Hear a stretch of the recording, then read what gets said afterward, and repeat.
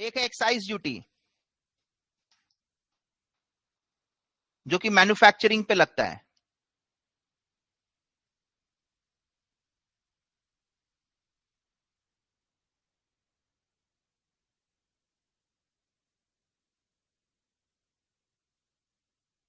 मतलब कहने का मतलब समझ रहे हो?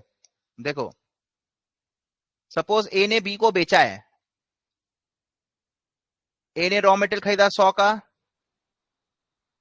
लेबर लगा 50, अदर एक्सपेंसेस 100, 250 हो गया। अब इसमें पहले लगेगा एक्साइज ड्यूटी 10%, 25, 275। अब इसमें लगेगा सेल्स टैक्स 20%। कितना हो गया? 55, 330। तो इसका कॉस्ट कितना आया? 330।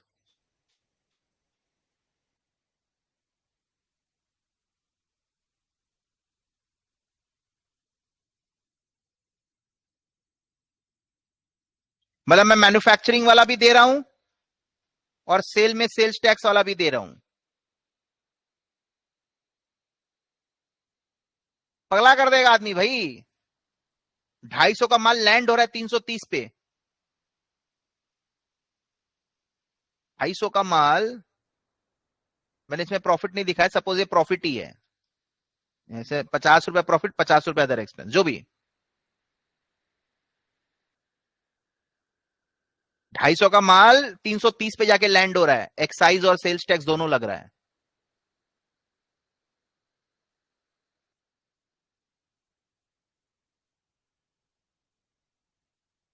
जीएसटी के आने से इन दोनों को सबसम कर दिया गया। मतलब ED plus sales tax is equals to GST. Manufacturing करके बेचो, नॉर्मल बेचो, फर्क नहीं पड़ता, फ्लैट 20% या 18%, जो भी इंडिया में 18% है, अलग अलग आइटम पे अलग अलग है।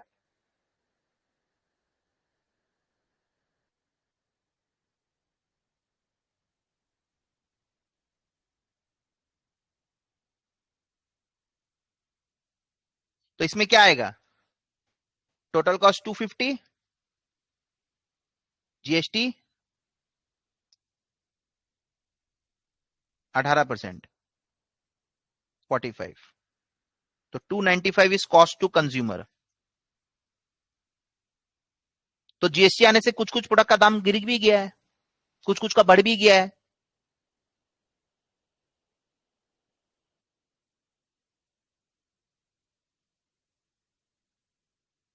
सेल्स टैक्स स्कीम में तो भैया प्राइस ज्यादा ही था, वैट जीएसटी आने से वो न्यूट्रल हुआ है।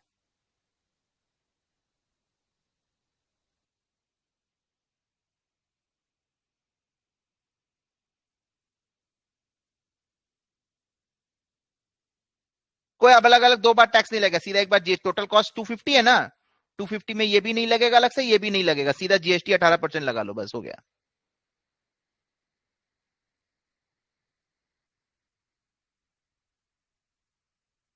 और जीएसटी में आधा ले लेगा सेंट्रल गवर्नमेंट, आधा ले लेगा स्टेट गवर्नमेंट। पहले भी ऐसे ही होता था। तो पहले क्या होता था? पहले मालूम है तुम लोग को?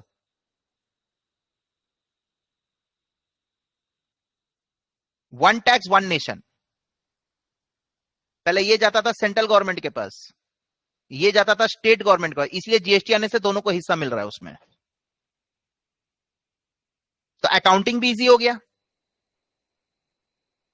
टैक्स स्ट्रक्चर भी सिंप्लीफाई हो गया। हाँ, कस्टम ड्यूटी अभी भी अलग से लगेगा। एक्सपोर्ट इंपोर्ट ये सब सम नहीं हुआ है।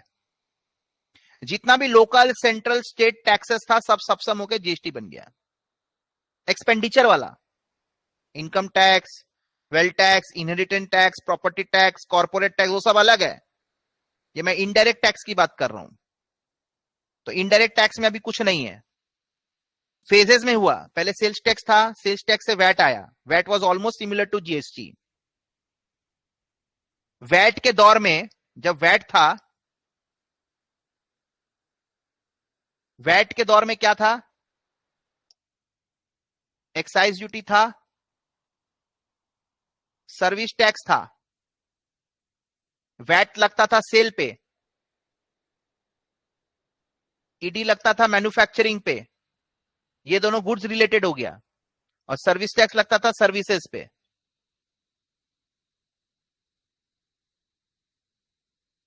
अभी इन तीनों को सबसम करके जीएसटी बना दिया।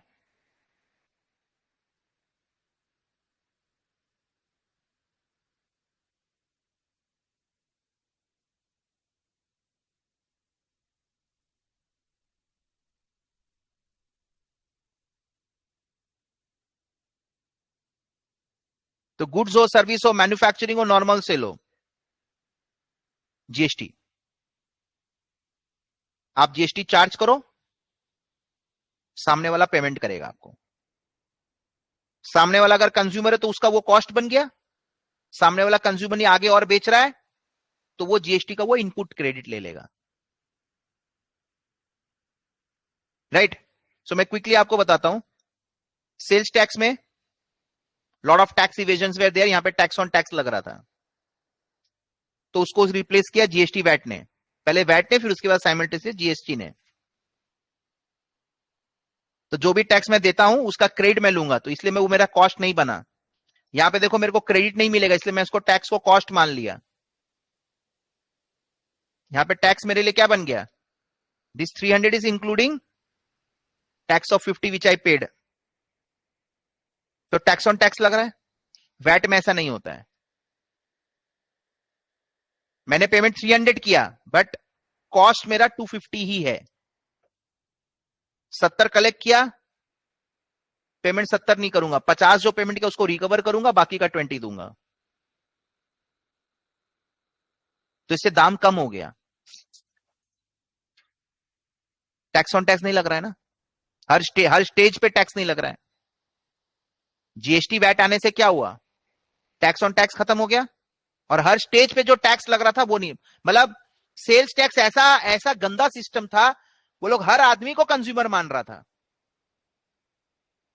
इससे हर आदमी टैक्स बचाते बचाते जाता था।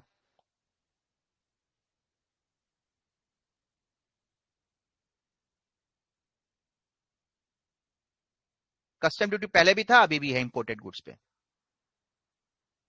एक्साइज ड्यूटी मैन्युफैक्चरिंग पे लगता था, इस टाइप का कैलकुलेशन होता था। जीएसटी आने से कुछ नहीं,